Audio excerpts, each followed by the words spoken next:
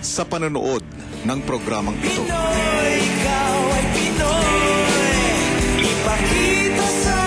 Hello Philippines and hello world. 9 days to go before the big night at the Big Dome at 9 days to go na lang bago matapos ang pananatili ng housemates sa bahay. 9 days bago matapos ang kanilang pagkakaibigan kung hindi nila aayusin ang kanilang mga alitan. Sino nga ba ang nasa katwiran at sino ang nagpapakitang tao lamang? Nakatutok ang buong bayan sa alitan ni na Wendy, Beatrice at Gian. May napapasigaw sa pag-cheer sa kanilang kinakampihan at may nanggagalaiti naman sa galit sa kinamumuhian nilang housemate. Kagabi nga ay narinig natin ang isa pang tinig na mahalaga sa isyong ito, ang boses ni Kuya.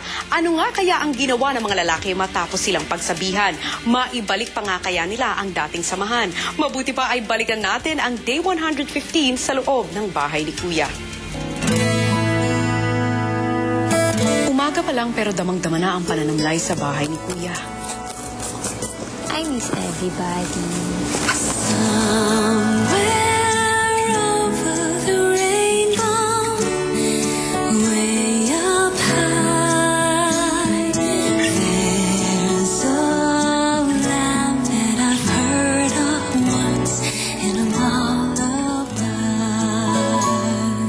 Ilang saglit pa'y kinausap ni Kuya sina Nell at Mickey. You realize that your group failed the test of friendship. Para sa akin po, it's like, no, we didn't fail as friends po. Then prove it. Sa paglabas ng confession room, sinamahan ni Nell at Mickey ang ibang mga housemates sa tanghalian. Pero kitang-kita ang layo ng kanilang mga iniisip.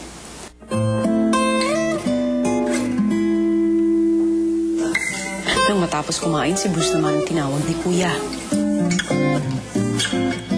At ano ang plano mo, Bruce? Plano. Honestly, Kuya, Wala kang plano? wala pa po yung talagang plano na, Hindi mo iniisip kung ano mga nangyayari sa inyo. So, tama nga silang lahat.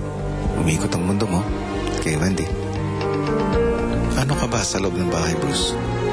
Ano kang klaseng tao? Habang nasa confession room si Bruce, sinimulan ng kausapin ni Nell si Wendy. Ha? Yung galit mo. Nung nagtagangat. Yung sa manunod mo. Hindi naman. Hindi naman yan galit. Sa manunod.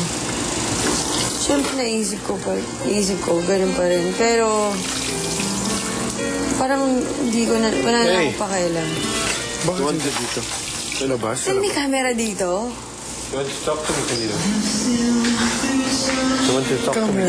Dahil hindi mo makikita kung totoo yung papakita sa'yo. Yun nga yung point ko eh. Gusto ko malaman kung ano yung totoo. Sa confession room, kausap naman ni Kuya ang nakaalita ni Wendy na si Gian. Diyan, meron tayong seryosong pag-uusapan.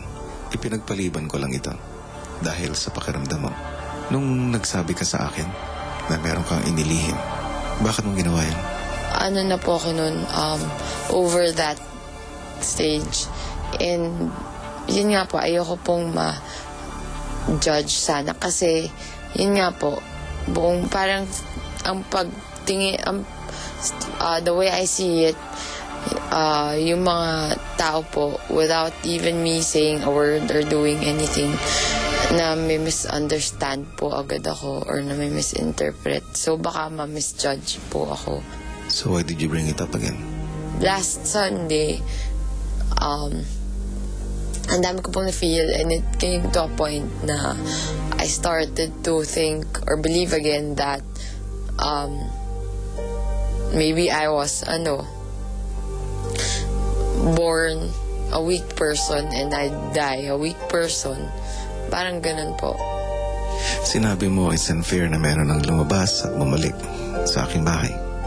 Is it fair that you will get special medical attention while everybody is undergoing through pressure? That you will be resting and sleeping to cope with the stress? Hindi po. Even your hormonal imbalance, but you got special privilege for that. Is it fair for everybody else? Sa inyong lahat na housemates, sino ang pinakamalaking pagbabago? Hindi ba't ikaw? Opo. It's not fair na malaki ang pinagbago mo. Pero minamaliit mo pa rin ang sarili mo. Ilang Wendy pang haharapin mo sa labas ng aking bahay para sabihin mong matatag ka na. Sa labas ng bahay, hindi laging may Pamela o may confession room para puntahan mo kapag natatakot ka. Nang makapagsarili na sina Bruce at Wendy, si Bruce naman ang nagbukas ng usapan kay Wendy tungkol sa pakikipagbati sa iba pang girl housemates. Ako, honestly, lahat ng gusto ko sabihin kay Pei, sabi ko talaga. Yun, dumating kami sa point na yung parang sabi namin mga opinion sa isa't isa. Pero yun, may mga bagay na hindi ko tinatanggap ang mga sinabi niya.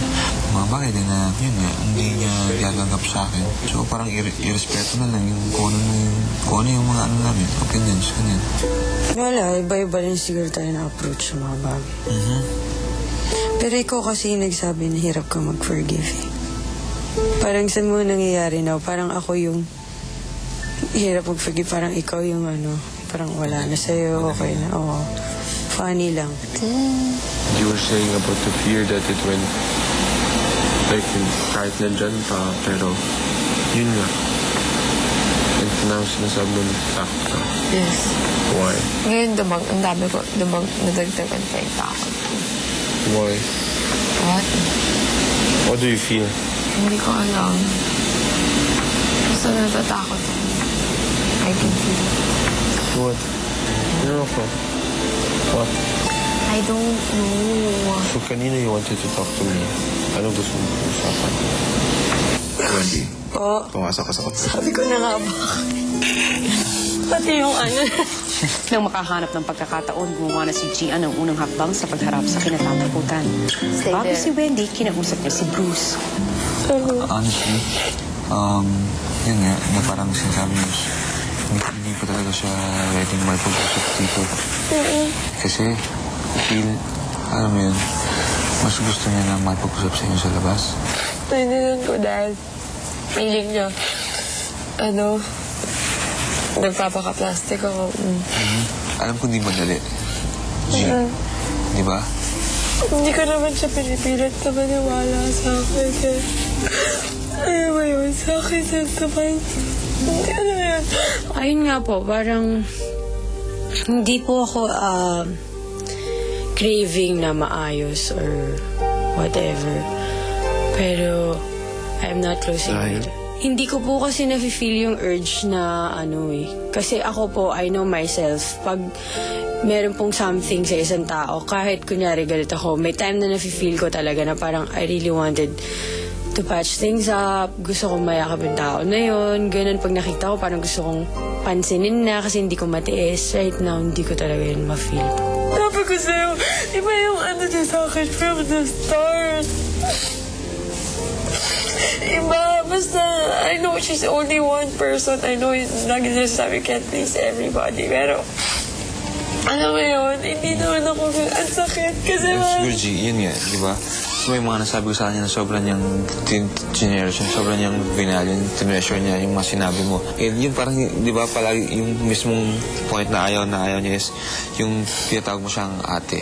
Yung ganun ka-close. Kasi parang kine-question niya yung parang sinasabi mo na palagi yung hug her, yung mga I love you, yung ganyan. Kasi yung bond niyo for her is sobrang okay talaga. And yun, dahil dun sa mga nangyari, diba parang yun. Tsaka ang bigat kaya sa loob ng ganun na makikipag-usap ka pero alam mo deep Pero inside. may ibang bagay ka pa na dapat matutunan. Tulad ng pagkukumbaba.